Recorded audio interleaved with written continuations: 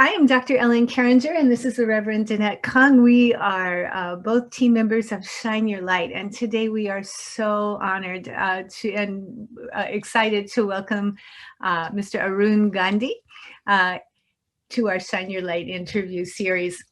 Mr. Gandhi is an activist and diversity speaker and the founder of the M.K. Gandhi Institute for Nonviolence.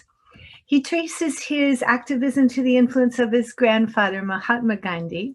He was born and raised in the apartheid era in South Africa. He's led successful economic and social reforms in India and has continued to stress the importance of nonviolence across the globe. Thank you again for joining us. We typically start because we are all about encouraging people to do what they can to shine their light. So we like to start with finding out, what do you feel has been your calling, your purpose in life? And a lot of people have had more than one, so feel free to share about that too. But we want to know what influenced you to shine your light. Thank you very much for having me on your show.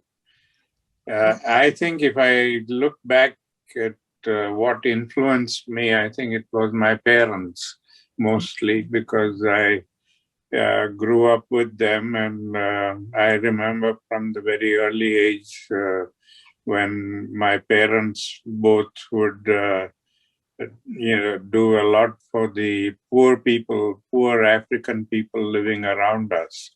We were living in South Africa at the ashram that my grandfather started in a little town called Phoenix. And it was in the midst of sugarcane plantations. So all the people around us were African laborers from the agricultural sector. And at that time, they were exploited and paid very little. Their sustenance. And so they lived in a lot of poverty and destitution. And my parents did a lot in little ways to help them enjoy a little better life. For instance, we had a farm, and we had about half a dozen cows. And we would produce a lot of milk. And so my mother would keep some milk for the family, and then sell the rest of the milk to these African people. She would sell them for a very nominal price. She would ask for a penny or 2 pennies a pint of milk, and because she wasn't interested in profits, she just wanted them to have some sustenance. And one day I remember I asked my mother, I said, why do you charge such a ridiculous price, which doesn't even cover the cost of production? She says, it's not about profit, it's about giving them something to, some sustenance to eat and drink. And she told me, she said, these poor people also have dignity. And, when we give them things free, we are oppressing them, we are making them believe that they are dependent on society, that they can't take care of themselves. And so it's a form of oppression. But by charging them this nominal fee, she was kind of honoring their dignity by making them feel that they bought the thing, even if they paid a very nominal price, that they bought it. And I could see in the eyes of the men and women who came and bought the clothes and the vegetables and the milk and all that, which my mother sold, I could see the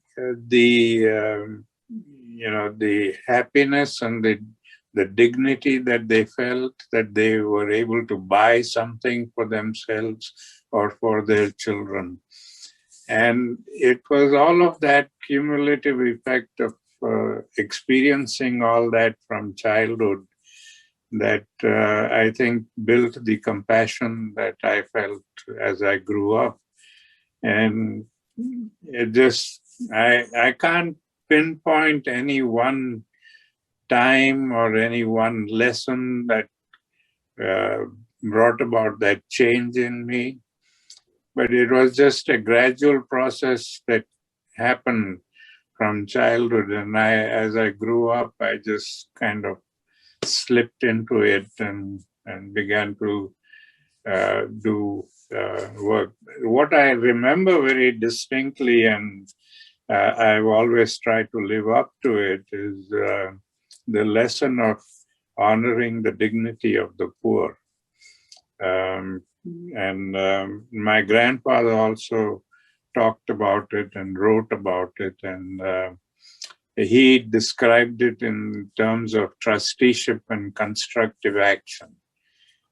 He said what he meant by trusteeship is that all of us have a little talent that we think we own, and therefore we exploit that talent for our own personal gains to achieve whatever our ambition may be. Grandfather said that we don't own the talent, we are trustees of the talent.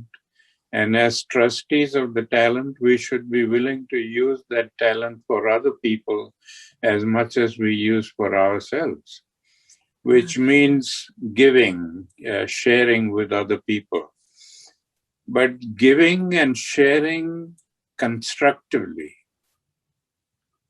You know, today we give charities, we run soup kitchens, and we give food to people, which is fine up to a point. You know, in a crisis situation, yes, we can feed people and give them food to eat. But when we do this on a regular basis, all the time, feeding the poor, we are only making them more dependent on soup kitchens and make them feel that they can't do anything, they can't, be contributing citizens of the country. And that is oppressive. So whatever we do has to be constructive. It has to not only help them through their crisis, but it has to help them through rebuilding their self-respect and self-confidence. Mm-hmm. And that is very important.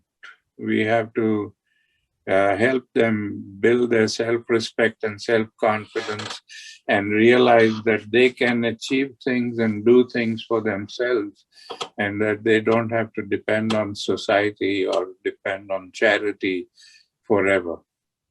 Mm-hmm. I love that. That helps me a lot to think about. It gives them a sense of dignity to be able to give back in some small way. Exactly. Yeah. Thank you. Thanks. I noticed that when you were about 12 to 14, you lived with your grandfather, and he encouraged you to get to know the children in the community, and you yourself were teaching them things that you had learned at school, and gradually their parents would bring them by numbers to come and listen to you. Were there any particular things that you learned at school that you passed on to them that you found they experienced as being what really fed them and what was important to them? Yes, this happened in South Africa. Like I said, with all these poor people living in our neighborhood, and their children couldn't go to school for various reasons. Yes. One of them being that they were so poor they couldn't afford to send them to school. The second being that South Africa had this apartheid policy, and the African people were not encouraged to go to school and learn. They wanted them to be slaves forever.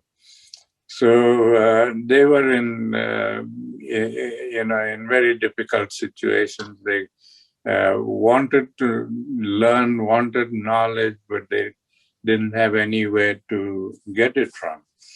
So, and I was growing up, and there were no children of from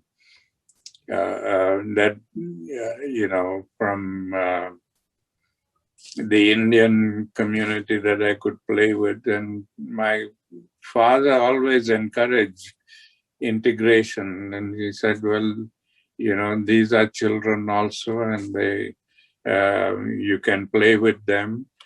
But while you are playing with them, you got to learn from them. How do they entertain themselves? How do they have fun without any toys? You can afford to go and buy toys and play, but they don't have the means to buy toys. So you got to learn what they do and how they do it. And so I was learning from them, and we were making our own toys because that's what they could do. They didn't have money, so they would scrounge around in the garbage and find things that they could convert into toys and play with them. And so I learned from them how to make these little, mini cars with matchboxes and buttons.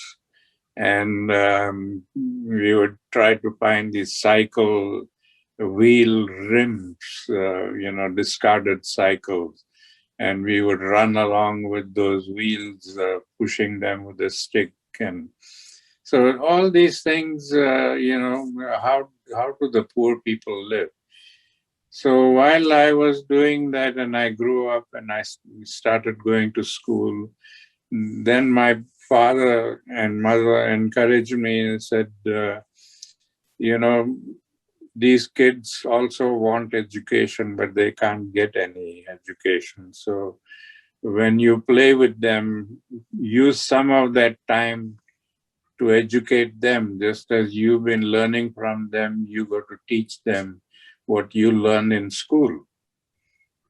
And so, I was just playing, sitting in the room, and I would teach them counting 1, 2, 3 and ABCs and so on.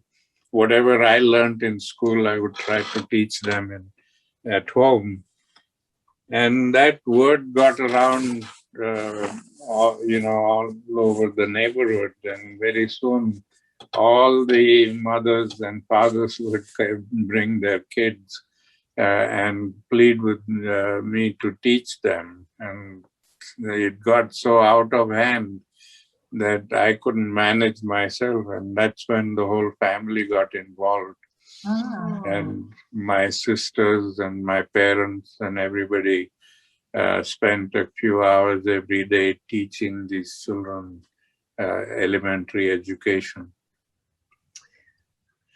Thank you. Wow. That's fascinating. The whole family jumped in to help you at that point. Yeah. We had more than almost 100 kids at one time. Hmm.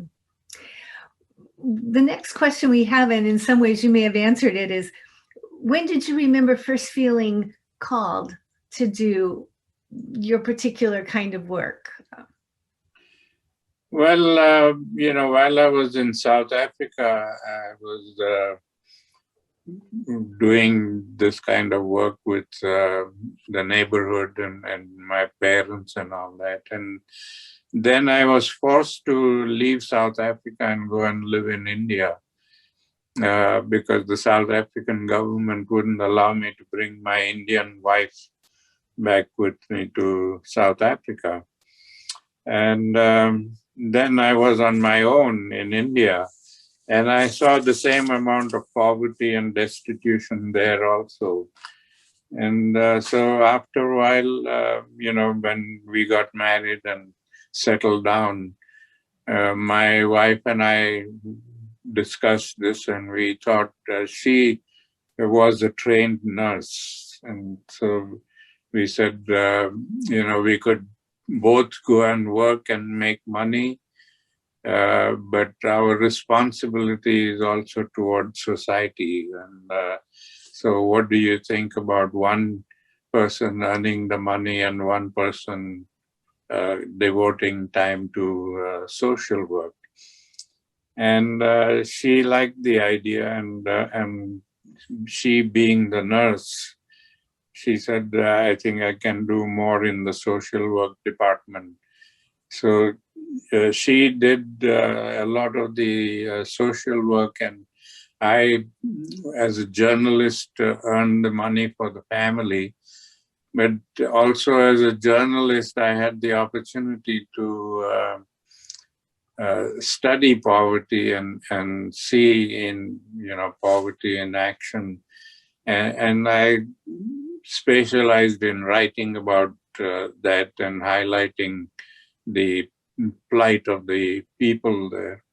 So we just started off doing this thing, and gradually things expanded, and we had the opportunity to get more involved. During that period, we also came across little babies, newborn babies, who were abandoned on the roadside by their unwed mothers. And so we started rescuing these babies and finding homes for them. And we ended up over a period of about 10, 12 years, we found 128 babies. Wow. And we placed them in homes in India and some abroad. And now almost all of them are in good homes. They're grown up and they have their own children, and they've settled very well. So, one thing led to another, and we just kept on doing. It was, in a sense, it was like putting out fires. Wherever we saw a little fire, we would go and try to put it out there. But then we also, there was a lot of homelessness, and I don't know if you've ever been to Bombay, but we have millions of people living on the sidewalks in Bombay. And it keeps getting worse because the influx of people from the villages coming into the city cannot be stopped. Everybody has a right to go wherever they want to. So, we thought of using grandfather's philosophy of trusteeship and constructive action to see if we could in some way solve this problem.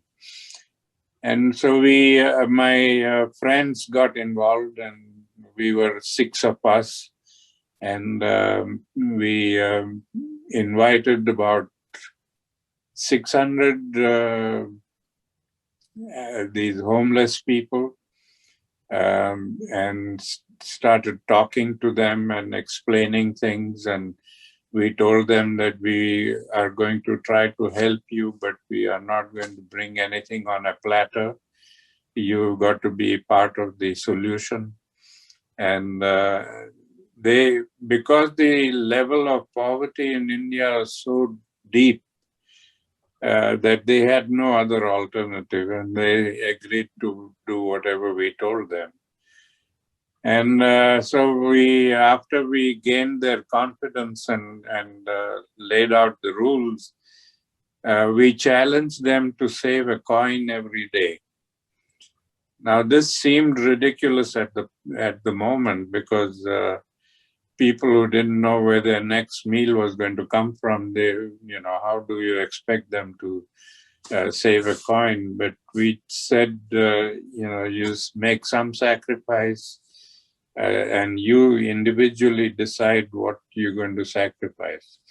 If you have 2-3 cups of tea a day, cut it down to 1 cup, or if you smoke, don't smoke, whatever it is, you decide. But collectively, all of you together save a coin every day and create a fund. And then with that fund, we will see what we can do for you. We could have gone to a foundation and got the money and started off the program with them. But that would only give them the feeling that, we can ask for whatever we want and they will go and get it for us. And that is not what we wanted them to feel. We wanted them to be a part of the solution since they were the problem. And so this challenge was taken up, and within a couple of years, they had saved up the equivalent of about $12,000. Wow. And with that money, we bought them 10 second-hand textile machines, and we installed those machines in a little tin shed in their village.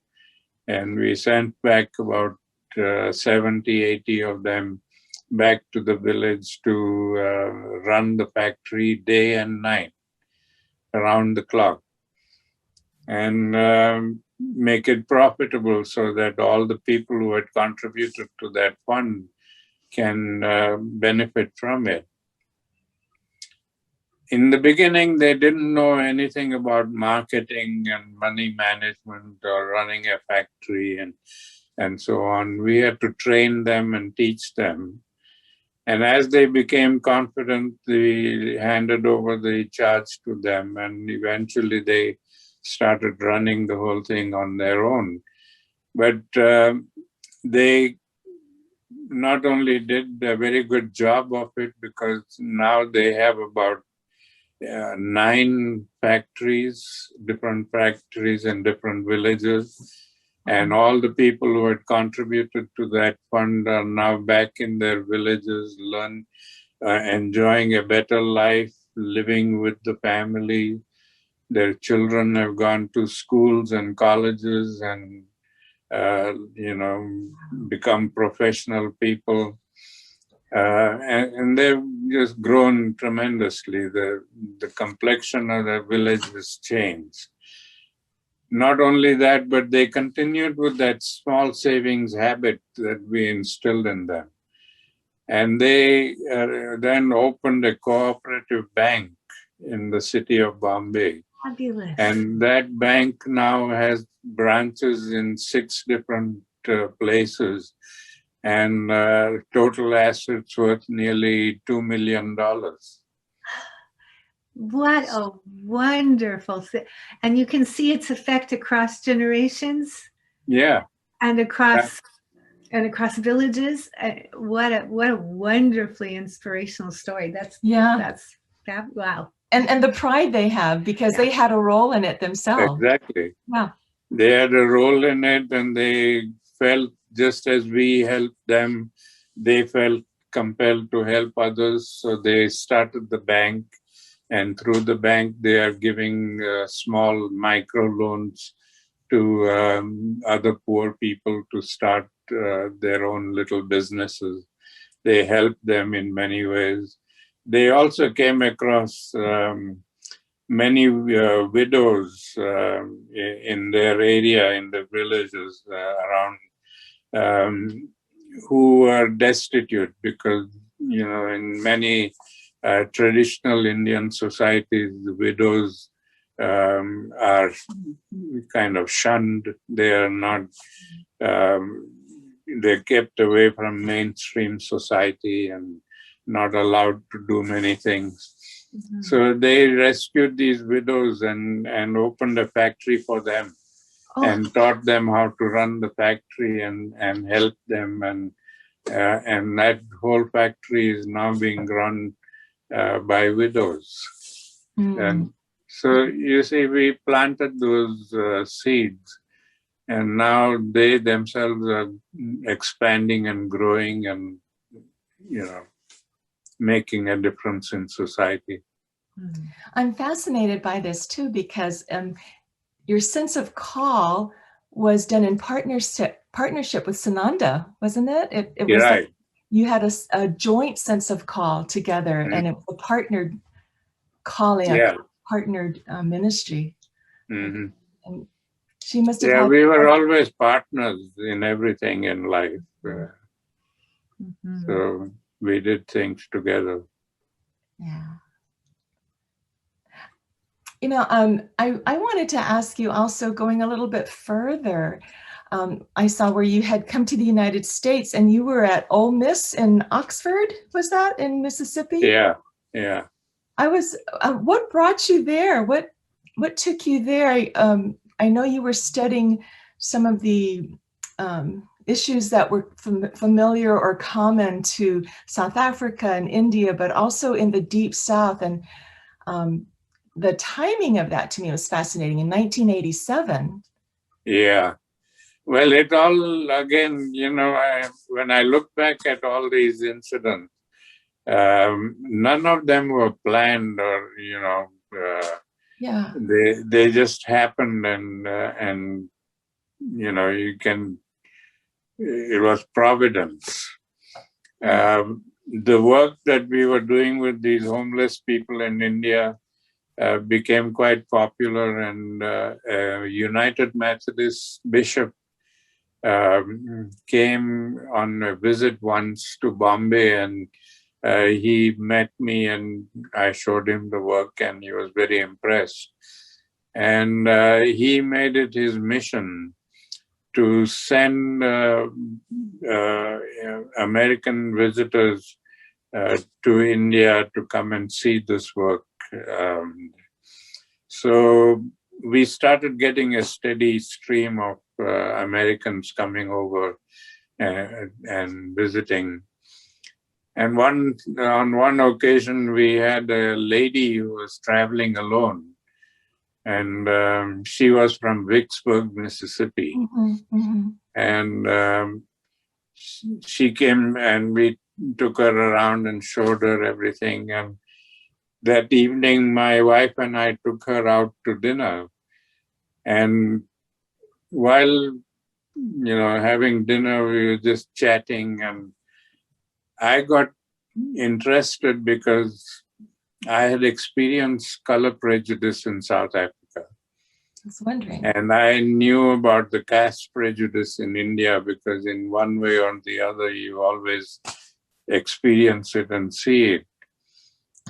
So it just fascinated me, and I started asking her about the race situation in Mississippi, because I knew that Mississippi was the hotbed of prejudices, and that's where all the tragedies with the African Americans happened in that state.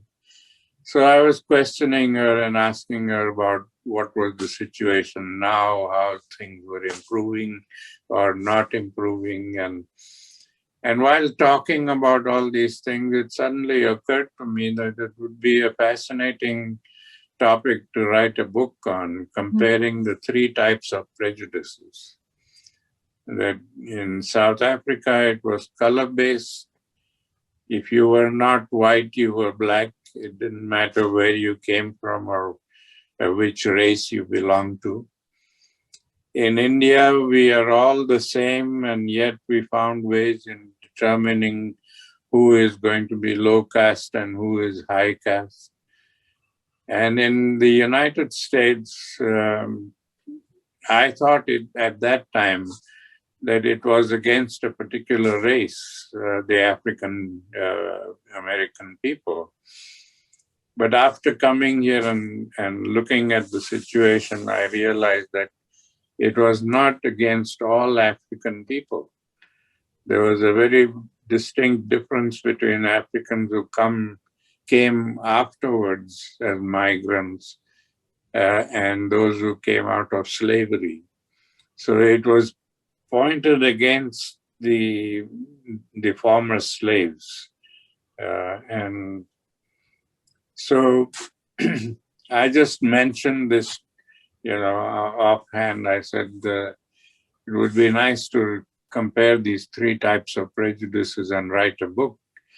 And she asked me, would you like to do it? And I said, well, I would love to do it, but I don't have the means to come to the US and study this. And so we just left it at that. And then about 6-7 months later, I get a letter from the University of Mississippi offering me a fellowship. Wow. It turned out that this lady was on the board of the university, and she came back and suggested to the university to give me a fellowship to come and do this study. That's fascinating. Wow. Yeah, so it was just that off chance remark that I made, and it resulted in my coming here. Did you encounter any prejudice towards you in Mississippi? Oh yeah, I still do, even outside Mississippi. Uh-huh.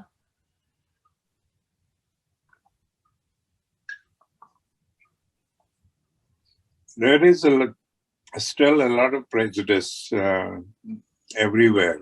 Yes. Mississippi has the most of it. I mean, it's a really backward society. But I must say, in Mississippi, perhaps because I got a lot of publicity when we were there, because of the topic of my research and my background. Yeah, one thing the Southern people love very much is people with titles. If you have a king or a prince or you have a well-known, name background, they love that. So they held me in very high esteem because of who I was, the grandson of Mahatma Gandhi. They didn't believe in his philosophy. They didn't take any interest in the work that we did or in the philosophy of nonviolence. But they were very good and respectful of me personally. So I didn't experience so much of prejudice in Mississippi itself, but outside Mississippi, I did, and I still do, even today, living in New York State. Even here, we still. It's sad, very sad that we have so much hate and prejudice. And it all comes from this materialistic society that we have created. Materialism has made us very selfish and self-centered, and everything we do, it's all about us and how much of the pie we can get. And so one thing leads to another, and then when there is somebody there who can do better than you, then... If you were to give us, teach us, and those who are listening, some basic advice about how to confront the prejudice within each of us that sometimes we're unaware of, what would you say are the things that would help us to learn about that? I think, like my grandfather made me do when I was growing up living with him. One thing that he always insisted was that every human being, the ideal should be that we want to be better than we were yesterday. We want to improve, and improving not just in terms of how much money we are making or how much education we are achieve. That's not just the improvement within us. The real improvement comes when we acknowledge the weaknesses within ourselves and transform those weaknesses into strengths. Now, however much education we have or whatever our circumstances, we all have weaknesses. Some kind of weaknesses or the other exists within us. And we have to acknowledge them, pull them out. And the only way you can acknowledge them is by searching yourself and writing them down. You know, he made me write down all the things that I considered to be my weakness. Every time I came across something, I had to go and put it down on my list. This is my weakness. And it could be anything from, you know, weaknesses of eating and or drinking or, you know, thoughts or anything like that. And then he encouraged me that every morning I had to get up and tell myself that today I'm going to be a better person than I was yesterday. Wow. And to do that, I had to look at the list that I had made of my weaknesses and start transforming those weaknesses into strengths. And make a conscious effort to do that all the time. And then, you know, you can rise and become a better human being. But also along with that, we have to understand what nonviolence means, what his philosophy really meant. You know, many people today look at the philosophy only in terms of a weapon for political conflict resolution. But it is not a weapon, it is a way of life. And the way of life is that nonviolence teaches you how to behave, how to think, how to build relationships. Like I was saying earlier, you know, we live in a materialistic society. Everywhere in the world, this is happening. And materialism tends to make us selfish and self-centered and greedy, and we always want things for ourselves. We don't care what happens to others. We teach that to our children when we tell them they have to be successful in life, get to the top by any means possible. Don't worry about anybody else, just think about yourself. Those are the first seeds of selfishness and greed we are planting in them. Mm-hmm. And that has resulted in our creating a whole culture of violence, a culture that is so deeply rooted in us now that every aspect of our lives has become violent. Our relationships are violent, our religion is violent, our sports is violent, our entertainment is violent. Everything about us is violent. So in that culture of violence, our relationships are always based on self-interest. I'm always thinking about why should I bother to waste my time with you and I'm not going to get anything out of it. And what we want from each other is mostly money. If I don't get anything out from you, why do I bother to waste my time? And that kind of attitude creates a very poor relationship. When we stop getting anything from the other, we just break up that relationship and go and look for another relationship. So that kind of attitude has created, you know, all these, every time we break a relationship with people, we create a conflict, and that just multiplies and grows, and it eventually takes over and leads to hate and prejudice towards each other. So in nonviolence, In a culture of nonviolence, they teach us to build relationships on the 4 principles of respect, understanding, acceptance, and appreciation. We have to respect each other and respect ourselves and respect our connection with all of creation. You know, we think that we are independent individuals and we can do whatever we like and it's nobody's business. We are not independent individuals. We are interdependent, interconnected, and interrelated, not only as human beings, but with all of nature. So when we respect that, then we will understand who we are and what we are and why are we here on earth. We are not here by accident. We are all here for a purpose. And at the very least, the purpose for each one of us is that we leave this world a little better than we found it by our existence.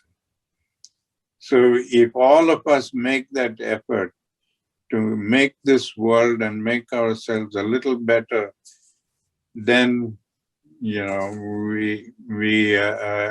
our purpose is achieved.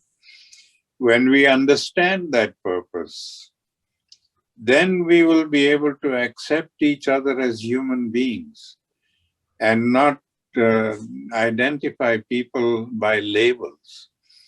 Today we have so many labels to identify people. We have economic labels and religious labels and philosophical labels and race labels, and you name it and we have a label.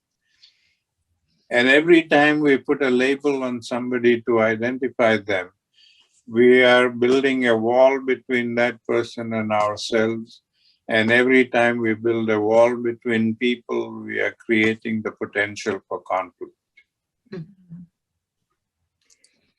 So when we accept that and accept each other as human beings and respect each other as human beings, then we will be able to appreciate our own humanity. Mm-hmm.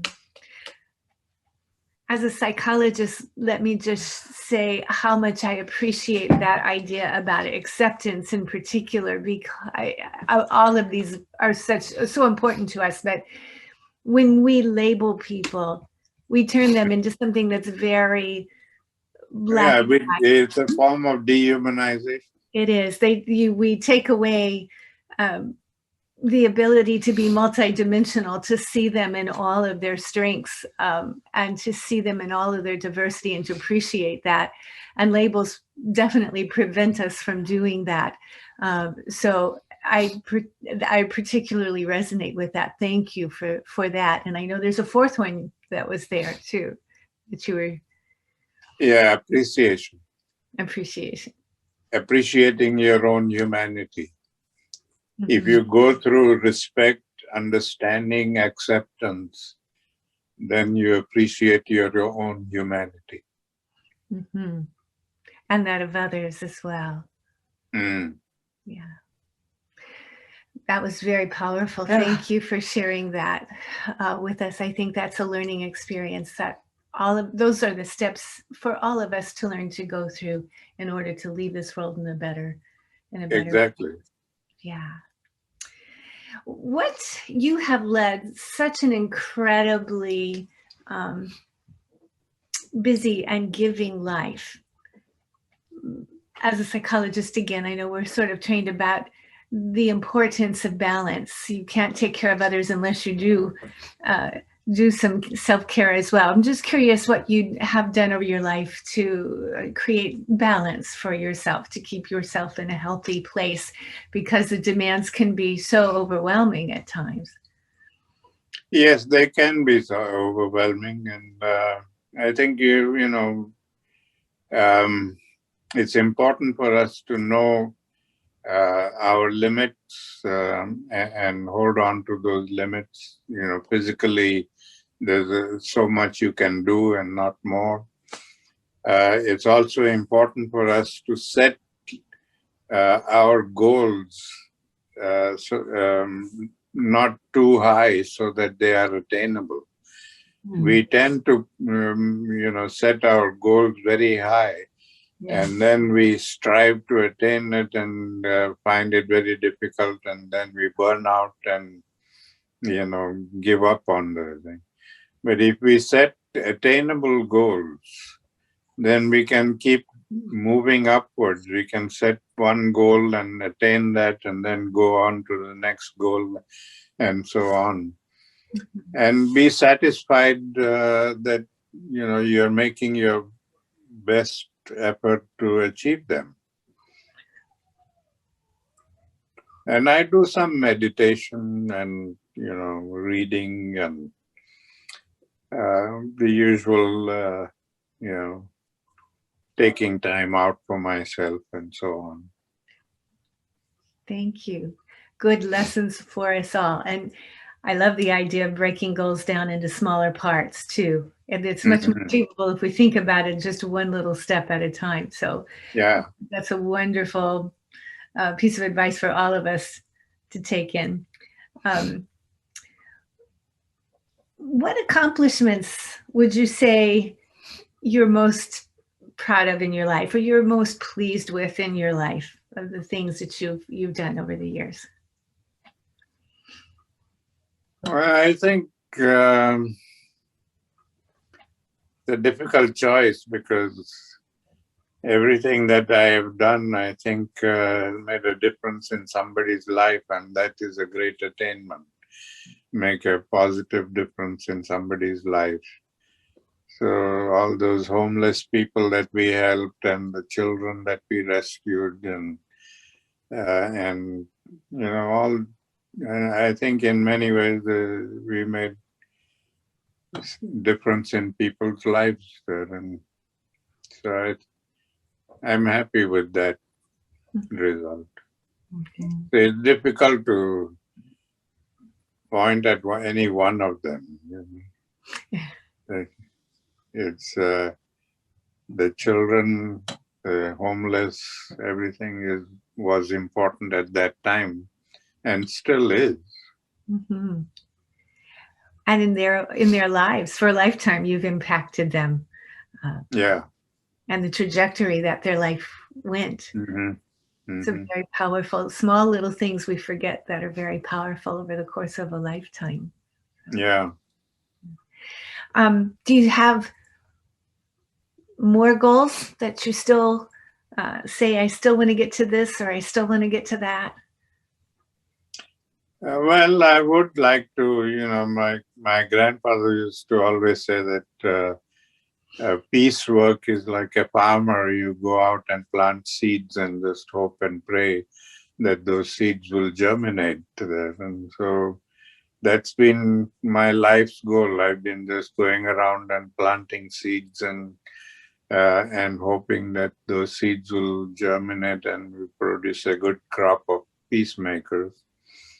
So as long as I can, and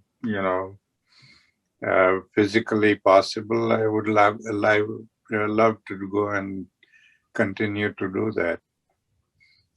I have to move away from activism now because of age and health and so on. I don't have the same amount of energy and strength to be an activist and go out as much as I used to in the past.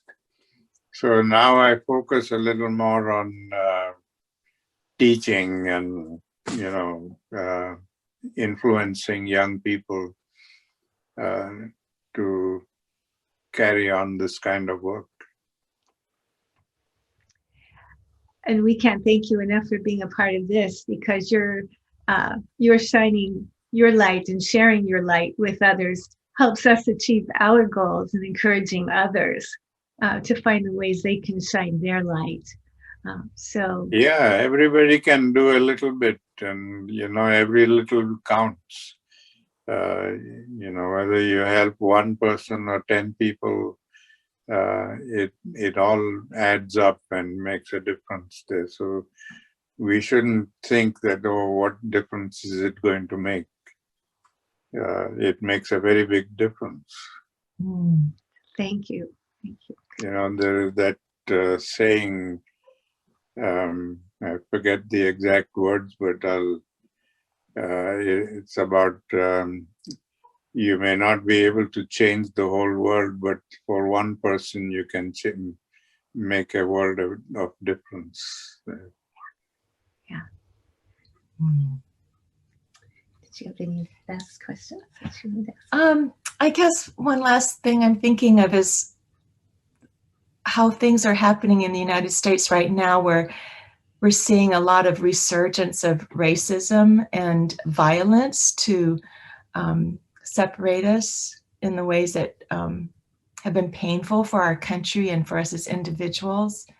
And I'm just wondering if you have any advice for us in the, as you've observed by being here in the United States, all the differences that you see in how people approach that. What are some advice that you have for us in how we can address it in nonviolent ways? I know you gave us the 4 points about respect and understanding and appreciation.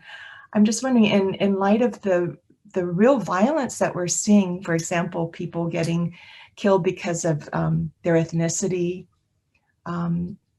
what are some advice or some thoughts you can leave with us on how we address? Well, I think the fault in the United States and perhaps the world also lies in the fact that we don't want to acknowledge our weakness.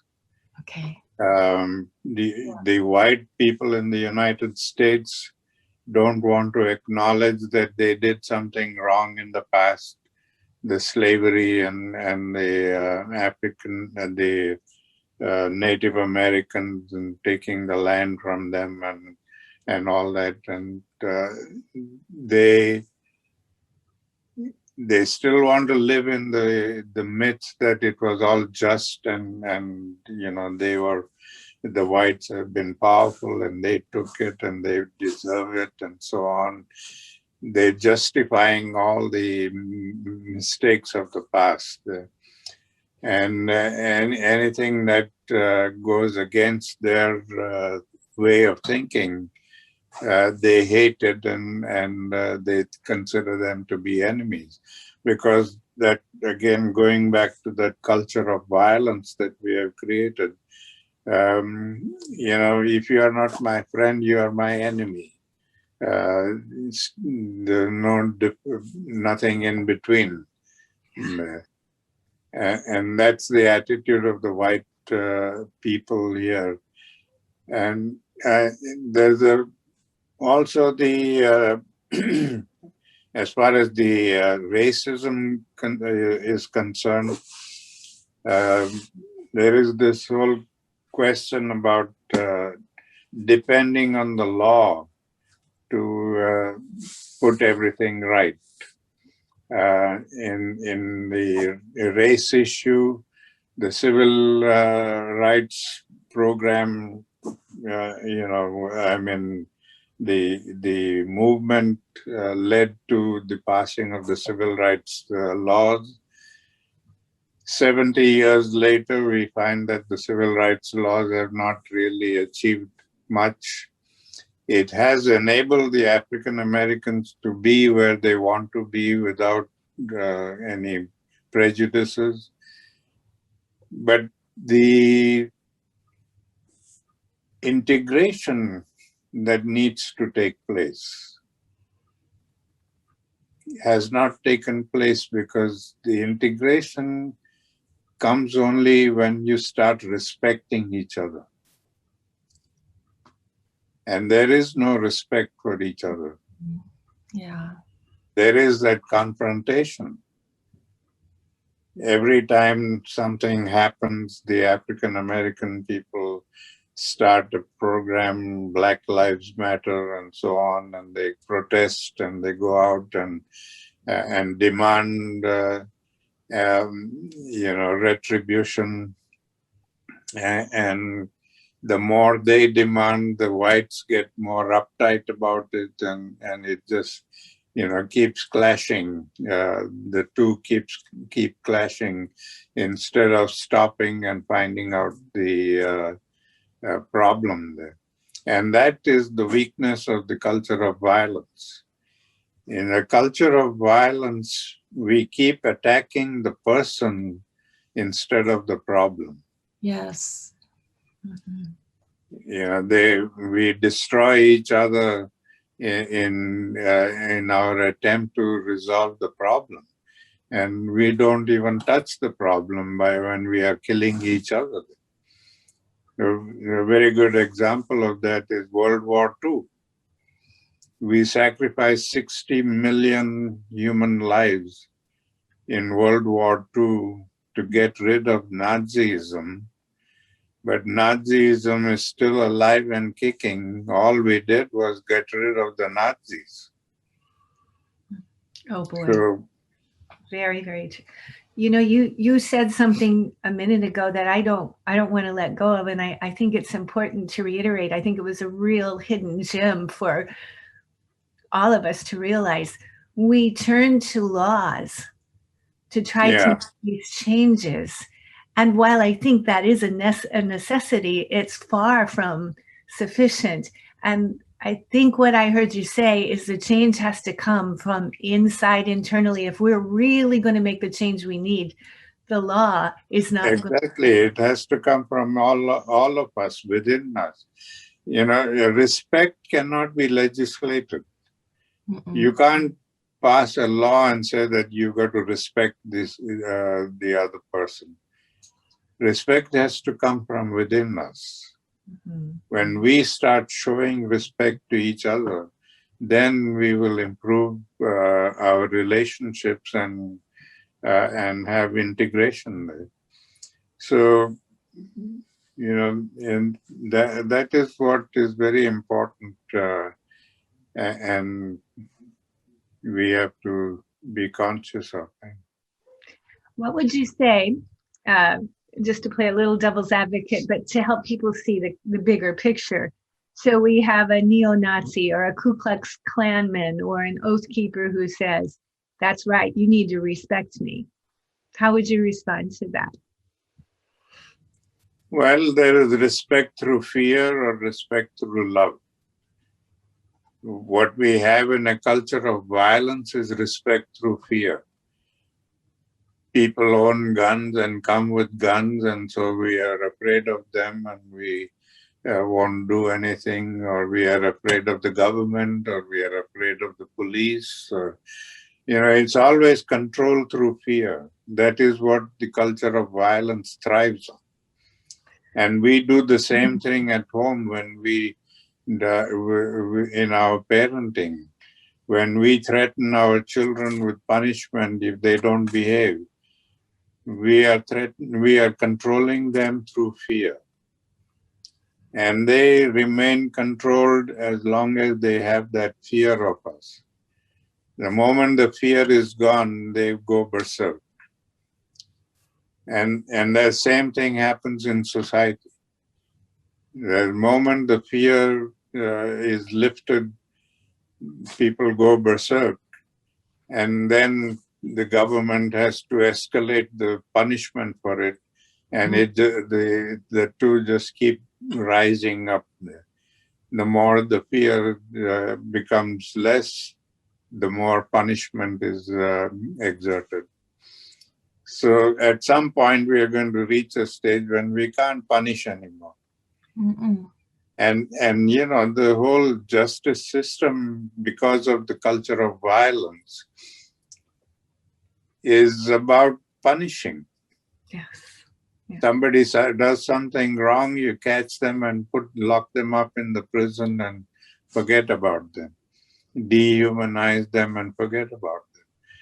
Now that is not a civilized way of dealing with things. Civilized way today is when we reform people, not punish people. So, justice should not be about revenge. justice should be about reforming. Yes. Thank you for that.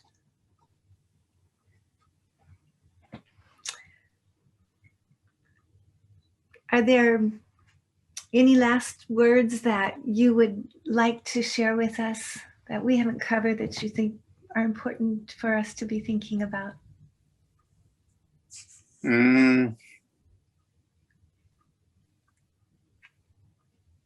I think we've covered most of it. I can't think of anything else.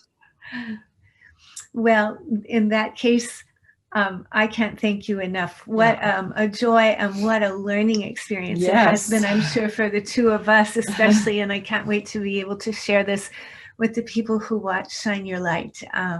You've shared incredible wisdom with us, and hopefully something all of us can take and start our own list today of ways we can improve and what we can do differently each day to make this a better place. So I thank you so very much for your time. Yes, thank you for being so generous with us. Yes. Thank you very much. I'm glad I was able to do it.